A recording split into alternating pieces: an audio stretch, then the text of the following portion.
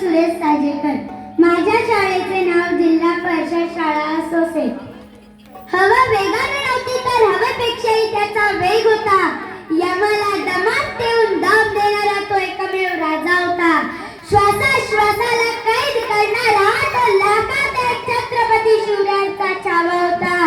छत्रपती शिवरायांचा छावा होता. जंगलात सिंहासमोर जाणारे भरपूर होते, पण सिंहाचा जबडा पाडणारा फक्त एकच, स्वराज्याचे धाकले धनी शंभूराजे. संभाजी महाराजांचं नुसतं नाव ऐकलं तरी हजार हत्तींचं बळ येतं. मान असे ज्यांचे कवी जसे अलवार, मान असे ज्यांचे कवी जसे अलवार, पण शत्रूसाठी असते सदैव हाती तळपती तलवार. सदैव हाती तळपती तलवार. झेप असे सिंहाची दुसऱ्याच राजबिंडा.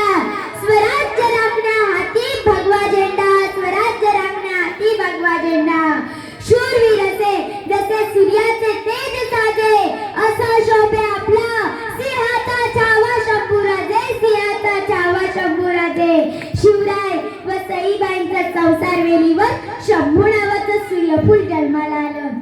हो, त्यांना सूर्यफूलच म्हणावे लागेल, कारण त्यांच्यात जशी सूर्याची आग आणि तेजस्वी मन होता, तसेच फुलासारखे कोमल कवीचे मन सुद्धा होते. असे सूर्यफूल अजाणतेपणाच्या वयातच आईच्या मायेला पारखे झाले. जिजाऊ मासाहेबांच्या छत्रेच्या एकाली व शिवाजी महाराजांच्या सोबतीला ते मोठे झालेले. छत्रपतींचे संस्कार त्यांच्यावर झालेले. एकदा छत्रपती शिवाजी महाराज व त्यांचा मुलगा संभाजीराजे दरबारात बसले होते. दरबारात अनेक सरदार, सैनिक, विद्वान उपस्थित होते. एक मंत्री म्हणाले, राजे, मी असं ऐकलंय शंभूराजे फार धाडसी आहे, हे खरं आहे का? महाराज हसले व म्हणाले, तुम्ही स्वतःच पहा. दुसऱ्या दिवशी महाराजांनी एक छोटंसं कसोटीचं काम सांगितलं आणि म्हणाले, बाळा, हे पत्र निजामशाच्या दूताला द्यायचं आहे, पण लक्षात ठेवा, वाटेत शत्रूचा प्रदेश आहे, जपून जा.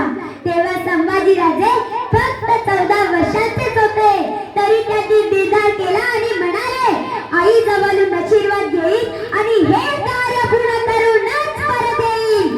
ते रात्रभर घोड्यावरून गेले, शत्रूच्या प्रदेशातून मार्ग काढला आणि सावळीसारखे सलगले.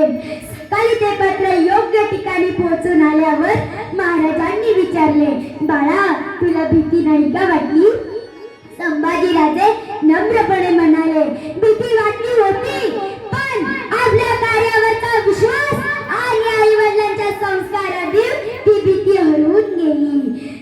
शिवाजी महाराज आनंदाने म्हणाले, हाच माझा खरा वारस, धैर्यवान, बुद्धिमान आणि कर्तव्यनिष्ठ. अशा या संभाजी महाराजांचे एकूणच आयुष्य अनेक वादलांनी भरलेले होते, पण त्या वादलांना काय झूज करत लढत राहिले. ज्या वयामध्ये मुलखेल व बाजार गप्पामध्ये रमतात, त्या वयात संभाजी राजांनी बुधभूषण सारखा ग्रंथ लिहून सर्वांना अवाक करून सोडले होते. त्यांची संशयावरची पकड त्यांच्यातील योद्धाची जाणीव करून देते. त्यांची घोड्यावर मान टाकून बसण्याची पद्धत त्यांच्यातील वायुयोगाची चुणूक दाखवते. त्यांनी घोड्याचा वापर फक्त युद्धासाठी कधीच केला नाही, तर त्याची अश्वपेक्ष सुद्धा त्याच तोडीची होती. आई नकळत्या वयात गेल्यावर जिजाऊंची मायेची पाखरे त्यांच्यावर होती, पण शिवाजी महाराजांच्या राज्याभिषेकानंतर अवघ्या काही दिवसातच ती मायेची पाखरं हरपली. त्यानंतर त्यांनी अनेक राजकारणी आघात सुद्धा सोचले, पण त्यांच्या मनावरच्या आघातांचा परिणाम त्यांनी स्वराज्यावर होऊ दिला नाही. एकाच वेळी 5 छाया मोडण्यासाठी ते जोमाने उभे होते. त्यांच्या आयुष्यातील पुराणपुरवरी छापा, पुरुष जंजिरा, आरमार उभारणी असे अनेक आव्हान घटना घडून गेल्या. केवळ 9 वर्षाच्या कारकिर्दीत त्यांनी एकही किल्ला वैरांच्या मुठीत पडू दिला नाही. स्वराज्यासाठी त्यांनी शरीराचे अक्षरशः तुकडे तुकडे करून मृत्यूला मिठी मारली.